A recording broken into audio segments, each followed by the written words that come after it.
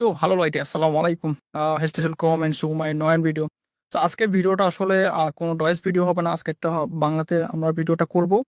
And আজকের ভিডিওর topic হচ্ছে যে আ কিভাবে ইফেক্টিভ ওয়েতে ভোকাবুলারি মুখস্থ করা যায়। তো অনেকের অনেক নিয়ম থাকতে পারে। তো আজকে আমি যে নিয়মটা ফলো করে আমার ভোকাবুলারি গুলা মুখস্থ করেছিলাম সেটা আপনাদের সাথে ডিসকাস করব। আমরা যেহেতু ২০২৬ সালে এই মুহূর্তে আছি, আমাদের হাতে সবার হাতে একটা মুঠোফোন আছে। আর মুঠোফোন যদি থাকে তাহলে আমাদের হাতে এআইও আছে। তো আমাদেরকে ইউজ করতে হবে এআইটা ভালোভাবে। দেন ওখান থেকে আমরা ভালো কিছু ফল পাবো।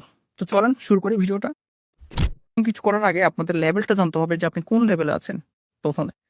তো আপনাদের এটা কাদের জন্য ইম্পোর্টেন্ট? এটা হচ্ছে যে যারা ধরেন বিশেষ করে এখন সেলফ স্টাডি অনেকে করেন। তো ওনাদের জন্য এটা খুবই ইম্পোর্টেন্ট যে আপনাকে আগে বুঝতে হবে আপনাদের লেভেল কোনটা A1 নাকি A2 নাকি B1 না?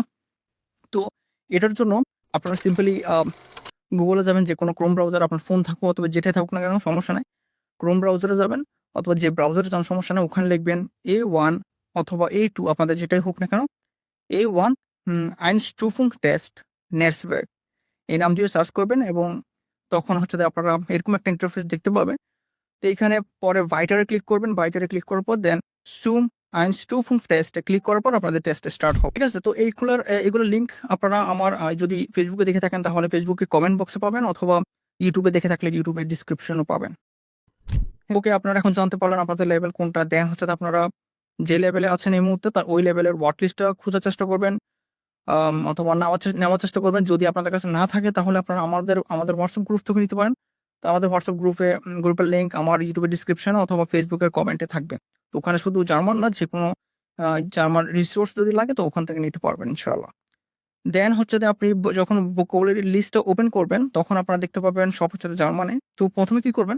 যেটাই হোক ২০ টা হোক অথবা ১৫ টা হোক। তো ১ম এ আপনি হচ্ছে যে পিডিএফ থেকে কিছু ভোকাবুলারি সিলেক্ট করবেন। এরপর ভোকাবুলারিকে হচ্ছে যে আপনারা ChatGPT চ্যাট বক্সে আপনারা যখন দিবেন, দেওয়ার পর ওকে বলবেন যে এক্সপ্লেইন ইন বাংলা, অথবা আপনাদের ইচ্ছামতো যেকোনো একটা ফর্ম দিতে পারেন। তারপরে এগুলাকে বাংলাতে ট্রান্সলেট করে নিবেন। দেন হচ্ছে যে এগুলা মুখস্থ করার চেষ্টা করবেন। কয়েকবার পড়বেন অথবা যতবার পড়ার ইচ্ছা আপনাদের পড়বেন। দেন হচ্ছে যে আপনারা এই Google চ্যাট বক্সে আরেকটা ফর্ম দিবেন যে এই ওয়ার্ডগুলো ইউজ করে আমাকে একটা স্টোরি তৈরি করে দাও। ১ টা হোক অথবা ২ টা হোক, যেটা আপনাদের ইচ্ছা। আপনারা কয়টা স্টোরি পড়লে আপনাদের ভালো লাগে।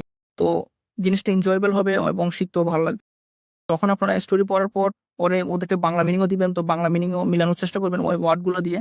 দেন এগুলো করার পর আপনারা ChatGPT তে আরেকটা ফর্ম দিবেন। সেটা হচ্ছে যে এই ওয়ার্ডগুলো দিয়ে আমাকে কিছু কুইজ তৈরি করে দাও। ঠিক আছে? ওপর আপনাকে কিছু কুইজ তৈরি করে দিবে। কুইজগুলো আপনারা হচ্ছে ১ম এ আপনারা হচ্ছে নিজেরা চেষ্টা করবেন দেওয়ার। দেন হচ্ছে আপনারা আনসারের সাথে মেলানোর চেষ্টা করবেন। এগুলো যদি ফলো করেন তাহলে আপনাদের একটু সময় কনজিউমিং বাট হচ্ছে এগুলো অনেক ইফেক্টিভ টিপ। যদি আপনারা এগুলো হচ্ছে যে ডেইলি লাইফে যদি আপনারা প্রত্যেকদিন যদি ইউজ করে থাকেন তাহলে আপনাদের ভোকাবুলারি শুধু মুখস্থ করা হবে না, সেটাকে প্রপার ওয়েতে রিইউজ করা হবে।